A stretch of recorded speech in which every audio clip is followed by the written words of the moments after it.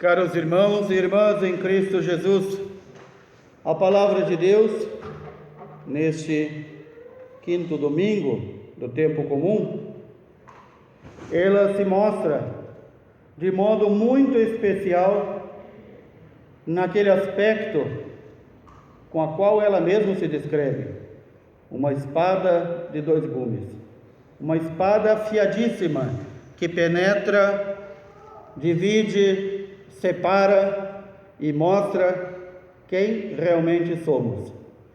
Toda a palavra de Deus que ouvimos neste domingo nos recorda de algo essencial na vida do cristão. Essencial significa não pode ser deixado de lado, sem o qual nós não somos cristãos. O exercício da caridade, que é dom de Deus. As boas obras postas em prática não são conselhos, não são pedidos, são ordens do Senhor. Já o profeta Isaías, falando em nome do Senhor, nos diz: reparte o teu pão com o faminto. Ele não diz: espera o faminto te pedir para repartir. Acolhe em tua casa os pobres e peregrinos. Ele não diz: espere que a prefeitura crie um albergue. Quando encontrares um nu, cobre-o, não desprezes a tua carne. Então o que acontecerá? Diz o profeta Isaías: a tua luz vai brilhar como a luz da aurora, e a tua saúde vai se recuperar mais depressa. Quem sai ganhando com isso? Somos nós. Diz mais ainda: se tu assim procederes, se tu assim fizeres, tu invocarás o Senhor e prontamente Ele dirá: eis-me aqui, estou aqui ao teu lado. Rompe, diz a palavra de Deus, com os teus instrumentos de opressão, com os teus hábitos autoritários, com a tua língua maldosa, porque se acolheres de coração aberto o indigente e prestares todo, não é meio, não é parte, é todo o socorro ao necessitado, nascerá nas trevas a tua luz. Que são essas trevas? É o mundo que vive sem o amor de Deus, porque não quer acolhê-lo. Que são essas trevas? Somos nós quando não colocamos em prática as obras que o Senhor nos ordena colocar. Diz o Senhor: se assim procederes, se assim fizeres, a tua vida obscura será como o meio-dia, com aquela luz do meio-dia.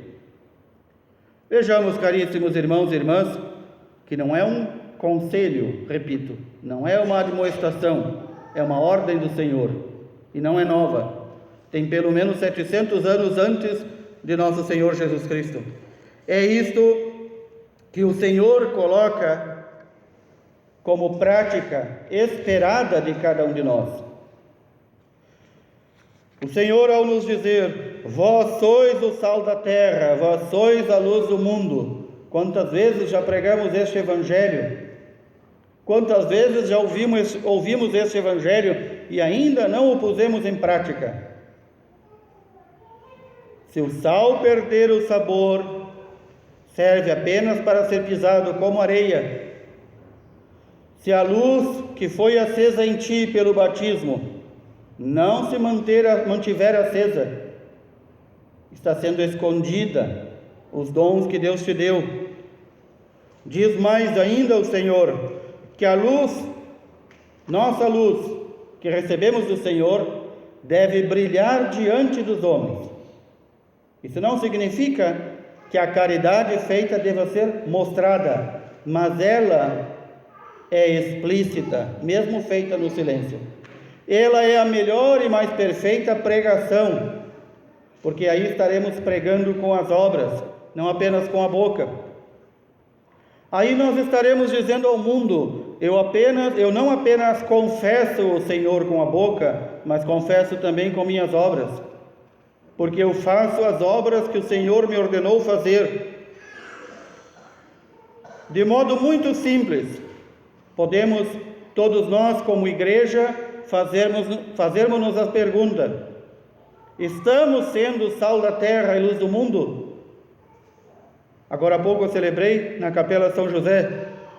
Capela São José, ao lado do Instituto São José, de honrável memória, apenas na memória. Quem tem mais idade vai recordar-se das décadas de 40, 50, 60 do século passado, no qual, naquela estrutura do Instituto São José, aqui em Bagé, fomentado por um sacerdote e por dezenas de irmãos e irmãs conscientes deste Evangelho, se vivia a prática. Lá havia cursos dos mais diversos, de formação. Lá havia distribuição de alimentos e roupas. Em alguns anos chegaram a 2, 3 toneladas. Lá havia assistência médica gratuita. Tudo ficou no passado. As gerações seguintes não levaram a sério a palavra de Deus.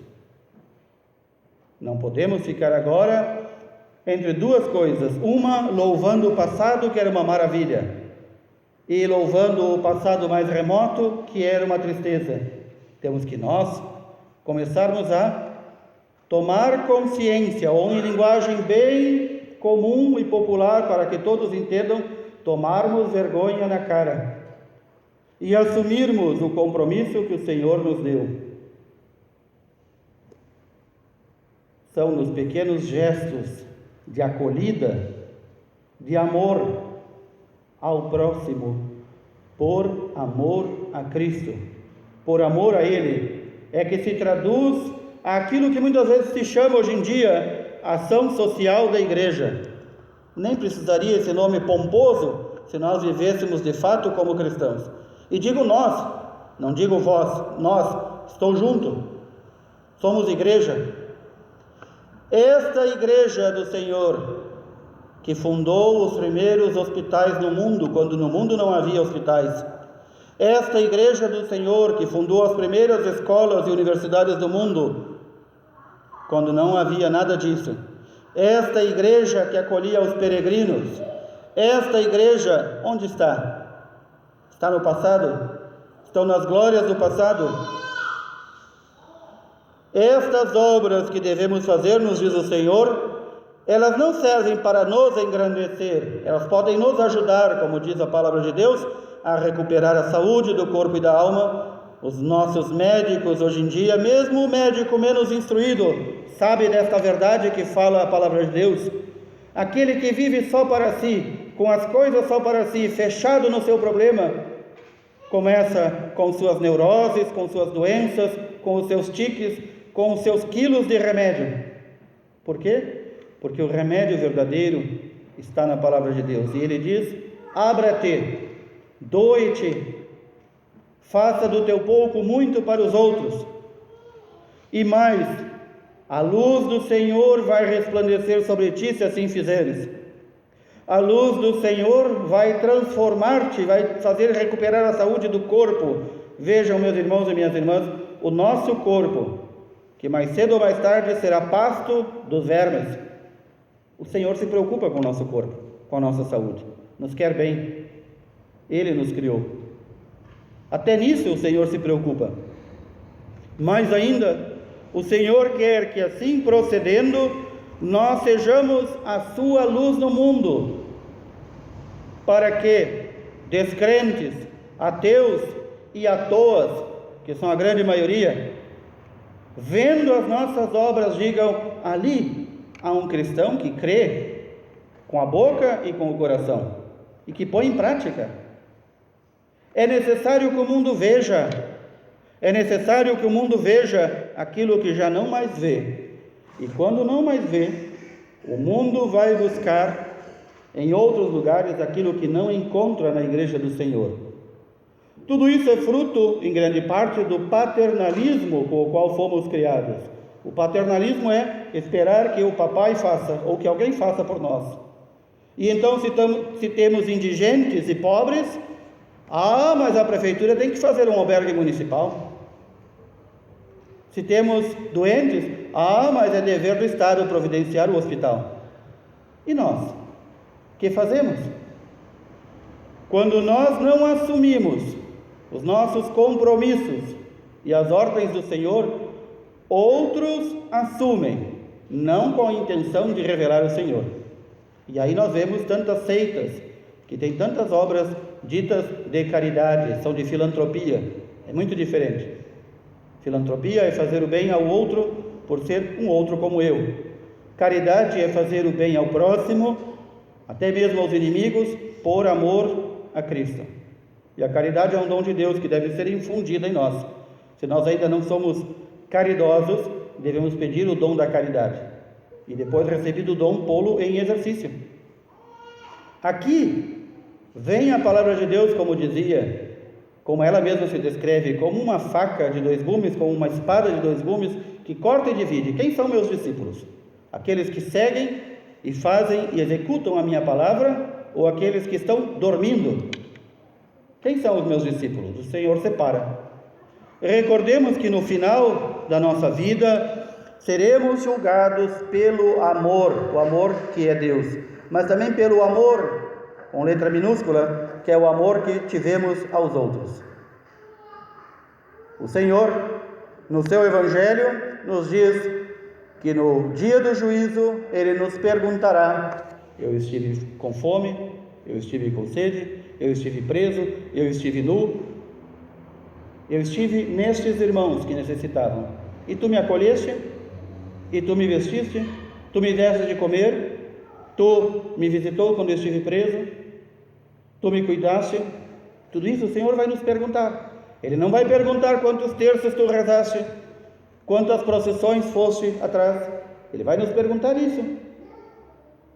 De modo que ser cristão é pôr em prática as obras de Deus Pai. Este também foi o programa de vida de nosso Senhor. Ele disse: eu faço as obras de meu Pai, e vocês vão fazer as obras que eu ordenar, porque são as obras do Pai. É muito doloroso ouvir isso, mas basta um mínimo de bom senso para vermos que nossas igrejas estão mortas, estão engessadas, reduzem-se muitas vezes apenas à prática sacramental. Vou lá, recebo o sacramento, volto para minha casa, está tudo bem. Não está tudo bem. Não está tudo bem. Onde estão nossos hospitais? Onde estão nossas creches? Onde estão nossos asilos? Onde estão nossos doentes, nossos enfermos, nossos presos? Onde estão? Estão na mão de quem? Das seitas, do espiritismo, da maçonaria, dos poderes públicos que mal administram as coisas. E nós? O que fazemos? Nossas igrejas, sem exceção, passam a maior parte dos dias fechadas. Por quê? Porque não temos nem como pagar um funcionário para ficar com ela aberta. É necessário? Será que o Espírito Santo não toca o coração de ninguém para dizer: Padre, eu tenho a manhã livre, eu tenho a tarde livre, eu vou ficar lá rezando, para deixar a casa de Deus aberta? Eu sei que o coração de muitos é tocado pelo Espírito Santo e que seus compromissos, talvez em casa ou com a família, exigem a sua presença. Nestes casos, o Senhor sabe muito bem que os deveres de Estado estão acima de qualquer outro dever. Mas há uma infinidade de nossos irmãos. Conheço um irmão nosso aqui que 2 vezes ao dia prepara uma refeição e leva a uma pessoa idosa doente. Quando conheci essa história, o meu coração se encheu de calor novamente e pensei: temos salvação. Alguém está pondo em prática. O padre mandou essa pessoa fazer isso? Não. O Espírito Santo mandou. E essa pessoa ouviu. Ela não conta, nem deve contar, porque aquilo que faz a nossa mão direita não sai para a esquerda. Ela não faz propaganda disso. Mas ela não simplesmente recriminou os parentes que abandonaram este idoso, mas ela vai lá, visita esse idoso, conversa, atende às suas necessidades, prepara-lhe um prato de comida, prepara outro, não o deixa morrer de fome. É isso que o Senhor nos pede, que nós deixemos o Espírito Santo falar ao nosso coração e dizer: faça isso, eu vou te dar o dom da caridade, ponha em prática. Nós não podemos, caríssimos irmãos e irmãs, esperar, o governo vai fazer, é responsabilidade dele. Não, é nossa responsabilidade. É nossa responsabilidade ver se nossa igreja não precisa de algo. É nossa responsabilidade sermos sal da terra e luz do mundo. Neste domingo em que o Senhor nos interpela de forma tão direta, que ninguém pode dizer que não entendeu a palavra de Deus. Que o Espírito Santo seja derramado, é isso que peço, aos nossos corações, para que na oração, no silêncio, nós perguntemos a Ele: Senhor, que queres que eu faça? Que queres de mim? Que queres que eu na prática ponha a minha vida? Há tantas coisas que se cada um de nós assumíssemos uma, ainda estaríamos brigando com os outros para assumir outra. Permanece para o homem justo, para a mulher justa, os bens que fez. Não são as obras materiais que permanecem, não são nossos títulos acadêmicos, não são nossa escolaridade, não são se sabemos cantar, rezar, nada disso permanece. O que permanece é a prática da verdadeira caridade. E permanece aonde? No coração de Deus. E no dia do nosso juízo, iremos com as mãos cheias dizendo: aqui está, Senhor, o que eu fiz. Tem lugar para mim aqui?